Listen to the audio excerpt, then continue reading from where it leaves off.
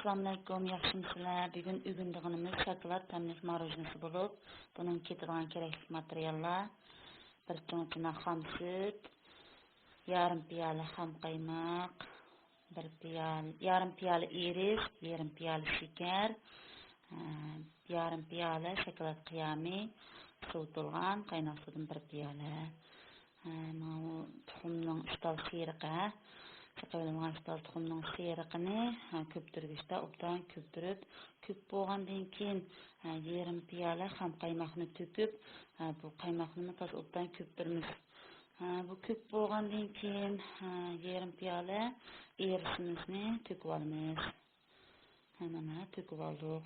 Bunu köptürgüçte köptürmiz. Bu köp bo'lgandan keyin sovutilgan bir piyola qaynoq suvimizni töküp, obda elashtirib qo'yib qo'ysak bo'ldi.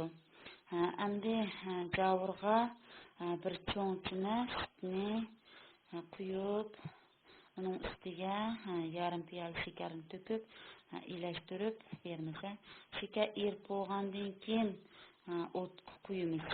Shakar erib bo'lgandan keyin o't qo'yib, süt tamana sal isigandan keyin abay tayyorlab olgan qiyamimizni töküp, buni obda elashtirib beramiz.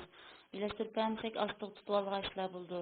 Obda elashtirib beramiz. Mana qiyam chimchim holatda qaynagan holatga keldi.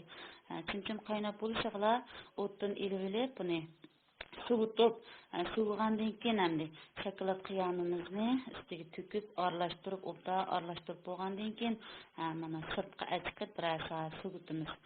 Suvib bo'lgandan keyin to'nglatqonninki to'nglaydigan yerga silib, 2 soatda bir aralashtirib beramiz. Endi 6 soatdan 8 soatgacha to'nglatib iste'mol qilsak bo'ldi.